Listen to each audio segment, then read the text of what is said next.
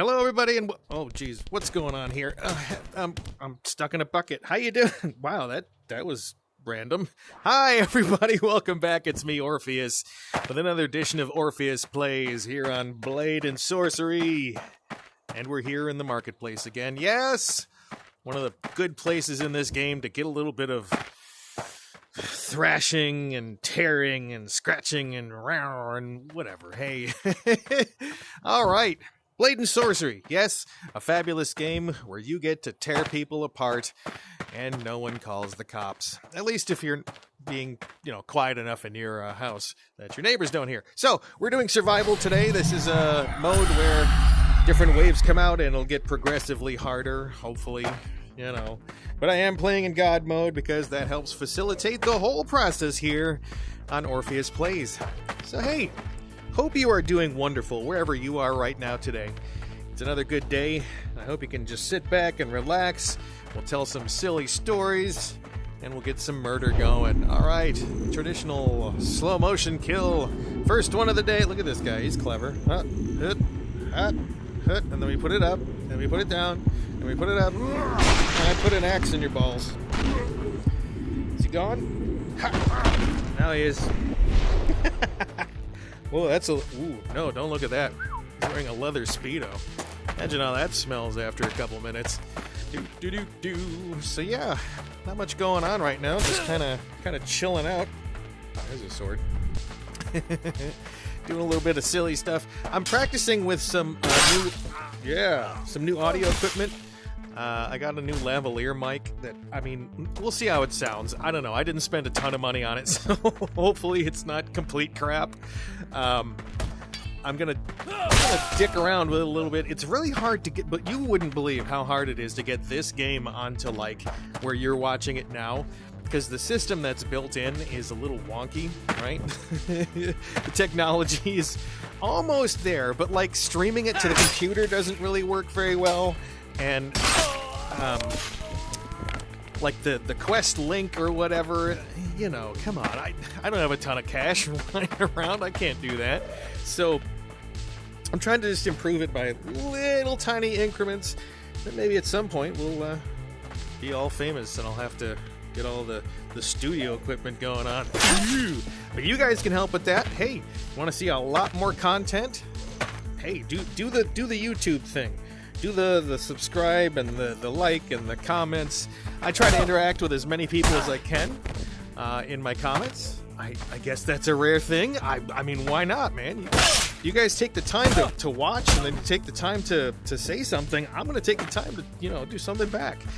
It's a little bit of give and take, and that's how this community works. And I'm really glad that you're here. Talking to you guys has been really helpful. Helping me to accept some things going on in my life. And things just, I don't know. It feels better when you have someone to talk to. And this is what my whole message. You guys should, if you need someone to talk to some, why do I keep holding this apple? But, talk to someone if you need to. Because help is there. Does this work? He's terrified. He's like, why did you feed me the apple? Oh. Ooh. He's got red eye. Take that, lady. Oh, no. This is horrible. Oh, she's dead. Okay. Yeah, so speaking of technology, it's really gotten advanced. I'm so impressed with being able to do stuff like this and, some of the ways that you can interact with people online. When I started playing World of Warcraft, the technology was it was funny because, we had DSL the first time it came out, which is broadband over your phone line. Don't get excited. It's total crap. But we used to have that the first time that we did that. And it's funny, we'd go home to visit the in-laws, my wife's parents. And they do not have broadband in their area. The best they can do. Now they can get Starlink, you can get your internet beamed from space. That's kind of cool. But they didn't have that, so we had dial-up, and if you know anything about lag, the server ping, right? Ours was 550 or something like that, even more. But back then, the game didn't require a lot of bandwidth, And so now, I mean, it sort of does, but there's so much more you can do on those games. Like live streaming. You can, like, live stream from a supercomputer to your own and use their computer to do the processing for you. So, does it play Crisis? Yes, it can. In that situation. Right? So that's cool. But, like, I was thinking, how much technology has changed since I was in broadcast college. You know, I got a degree in radio. Can you tell? And so things have changed so much. When I was in there, like, we had these so what you did is you had one semester where you started off and it was just general broadcasting, like, hey, this is how broadcasting works. It's a big tower somewhere that puts out a signal, and right, and they teach you all about that stuff and teach you a little bit about journalism in general, and, you know, things like that, and journalism ethics and all that. And so, caught him on the flip side. Yeah. And so you learn about that the first semester. The second semester, you specialize, right? So you split off and you either go into TV or you go into radio. And I chose radio, obviously. And so what you do at that point is you specialize. You start taking classes that are just for what you took them. So mine was broadcast news, like radio news, a journalism course. We learned engineering. So we had to get what was known as a third-class radio telephone operator's permit. That rolls off the tongue, huh? Again, the government designed for your efficiency. So third-class radio operators, and now I can't remember. Third-class radio telephone operator's permit was what you used to have to get. It was a license from the government that we had to apply for, and it let us operate a radio station. Well, back then, we had to go into the transmitter housing, like the little shed where you got your transmitter. It's underneath the big tower usually, and we had to go in there or read it off of a thing that was in the studio. We had to, like, record the plate voltage and like the carrier wave and the frequency modulation. And we had to make sure that all that was basically just technical gibberish. Basically, every hour you had to go and check all the numbers of the. And to check all the numbers of the broadcast to make sure that they're, you know, your signal and everything's going out and you're not breaking any rules. Well, so that was one of the courses in engineering. And, you know, got real technical. But part of, like, what was fun, it was a night course, right? So what I would do is we go to class, and wow. Back at you, buddy. And go to class. It would start at like 6 p.m. and go to like 10, something like that. And then I would get off of that and then go work overnight at a gas station. And boy, will we talk about that kind of job. If you've ever worked overnight at a gas station, it's not so bad doing the overnight part. It's, you know, the inventory could be kind of a pain in the ass. Oh, here, we'll help you there. But it's really the people overnight and the people in the morning that are just waking up. They're all crabby and shit. Anyway, so we did labs 4 times a week, and it was like for the full 4 hours, 4 times a week. And there are these, so there's 2 different types of them. There's a little tiny, like, studio for 2 people, and it's got all the equipment you need. And here's where the technology thing comes in. We had, like, 2 cart players, which are kind of like 8-track players, but not that antique at that point. I mean, they are now. But, like, they look like 8-track tapes, and you pop them into this thing, and you can hit a button, and it's instant on, right? So if you need sound effects or a commercial or something, you can use your cart machine for all that stuff. You can also play music on them, but whatever. We had a CD player and a mini disc player. Yes, mini disc player. Then we had all the stuff like the soundboard with microphones and all that stuff. And we would run clock hours. Here. Oh, no. William Tell, I got to do it right. We would run through the clock hours. And we would, just do, like, radio shows around the entire hour, right? And we just news, weather, traffic, sports, talk show chunks, play some music, stuff like that, and just practice that over and over. Well, so then there were also bigger studios. Let me do this way. Ooh, I put the apple into her heart. There you go. enjoy. Ooh. So then there were 4 bigger studios that were the ones that were like for more people, so you could do like a proper morning show. And so the lab partner, you had a lab partner for the smaller studios, and then you had other ones that rotated around for the bigger ones. And so your lab partner was chosen at the beginning of the semester. You didn't have a choice the first time around, right? So it was just kind of like, Orpheus, you go with Steve, and Bob, you go with Jill, and, you know, whatever.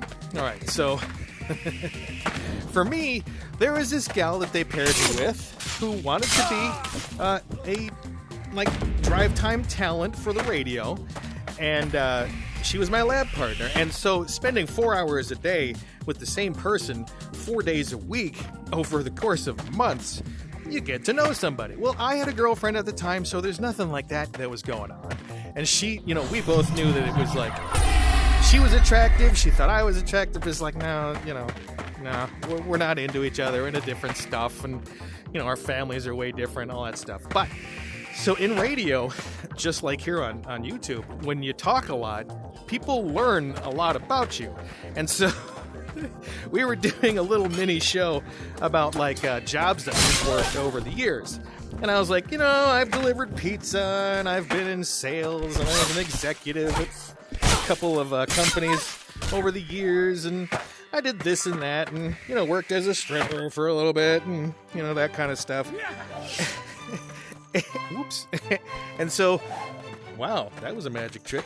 And so she's, you know, like, oh, that's really interesting, you know, and I, of course, quid pro quo, I gotta ask her. So I'm like, so, you know, what are some jobs that you've done over the years? And, oh, you know, I did sales, and I did telemarketing, and I was a bartender at one point, and that kind of thing.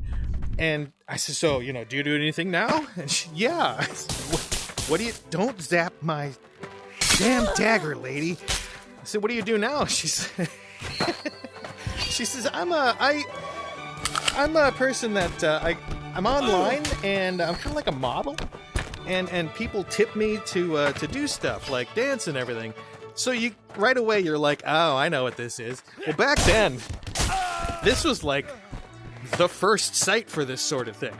I think it's My Free Cams, whatever. Anyway, so this was like one of the first sites for this kind of stuff, and it was, you know, the live models that do stuff. You know what I'm talking about. They do stuff on camera. You give them tips, right? They're in a little room with, you know, just. I'm not going to go any deeper on that one, but anyway. Ooh. So she's like, yeah, I work as a cam model. You know, it's this thing that I've just gotten introduced to by a friend, and she's like, you know, it's fun. I do that for a few hours every night, and I'm like, all right, and we'll go to our commercial break. We'll be right back after this, right? And I turn off the microphones. I look at her. I'm like, what? You didn't tell me this before. And she's like, well, I mean, it never really came up. So we get to talking about it and stuff. And she's like, yeah, it's a really cool job.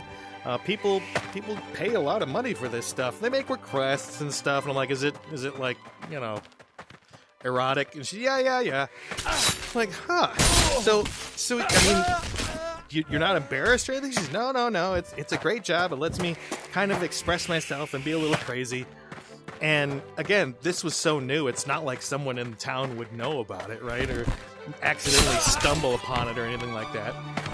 Slash and kill. Oh, you suck, bastard. And she's like, yeah, you know, it's a fun job. It lets me kind of do some interesting stuff. And she says, you know, the only problem is, though, is that there's a lot of rude people that are like in the chat room. And, you know, she had just been doing this for a couple months, so she didn't have any moderators, right? So a moderator is someone that literally moderates your chat. And like if someone says something like, you're fat and ugly, they'll like, you know, delete it. Twitch has the same thing.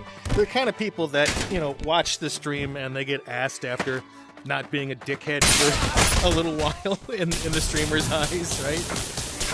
Oh, limp. Okay, are you done? Are you done? My turn. So, you know, like, normally you get it as a trusted position, that sort of thing after a while. Well, she was like, I don't have any moderators. And I go, well, what does that entail? Like, what would a moderator do?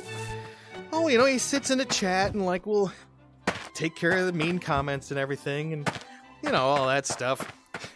I go, I mean, do you need like a computer? She says, yeah, you need a computer and you'll need to be able to be connected all night and everything. And I go, because I take my laptop to work and I work overnight at a gas station. So, I mean, technically, I tell her, I could do this. Does it pay? She's like, yeah, I'll kick you back like, I don't know, $20 a week or something. And I'm like, okay.